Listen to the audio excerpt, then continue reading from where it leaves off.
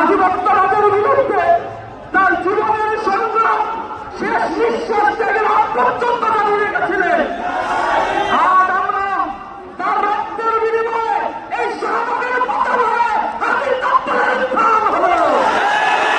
এটা এখন থেকে বাংলাদেশে হাতি দপ্তর হিসেবে পরিচিত হবে।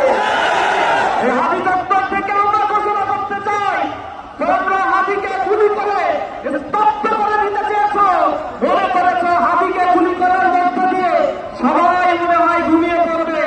আজ হচ্ছে দেখো, হাতির রক্তের বিনিময়ে লাখো হাতি বাংলাদেশে জন্ম নিয়েছে। তারা বাংলাদেশের প্রত্যন্ত অঞ্চলে জেগে আছে, তারা বিপ্লবের মশাল হাতে নিয়ে স্বাধীনতার বিরুদ্ধে কথা বলবে। তারা যত করে পর্যন্ত জাগ্রত থাকবে, প্রতিটি ঘরে ঘরে একটা হাতি জাগ্রত হবে। আমরা দীপ্তকণ্ঠে বলতে চাই, হাতির হত্যাকারীদের এখনো পর্যন্ত গ্রেপ্তার করার ক্ষেত্রে অপারগতা যারা প্রদর্শন করেছে, অনতি বিলম্বে এই আইন শৃঙ্খলা রক্ষায় নিয়োজিত বাহিনীদেরকে আমরা হুঁশিয়ারি দিয়ে বলতে চাই, হাতির হত্যাকাণ্ডের বিচার এবং দোষীদের অতি দ্রুত শাস্তির আওতায় আনতে হবে।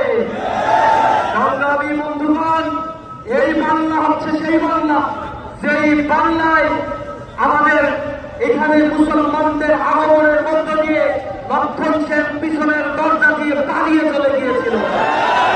আমাদেরকে তারা তাদের অধীনস্থ করাতে চেয়েছিল, সেই আধিপত্যবাদ, সেই গণহত্যাকারীদেরকে আমরা বিতাড়িত করেছি।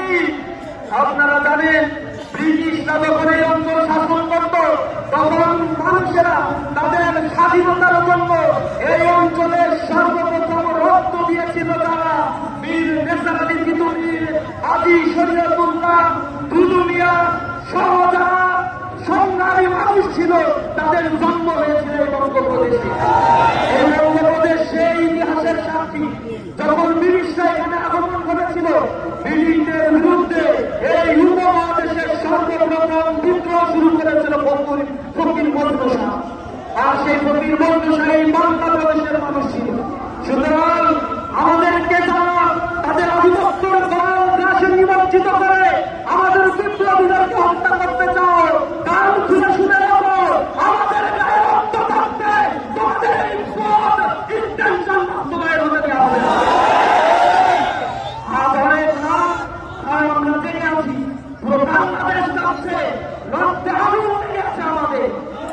সেই ওসমান হাদি ছোট্ট সন্তান, সে এখনো অবুঝ, সে তার বাবাকে কি করে থাকবে, বড় হলে তার বাবার যে আশা দেখে এই ছেলেটার বড় হবে। আমরা আল্লাহ রাব্বুল আলামিনের কাছে দোয়া করি, আল্লাহ রাব্বুল আলামিন তার পরিবারকে, সব সন্তুষ্ট পরিবারকে যেন করার তৌফিক দান করেন।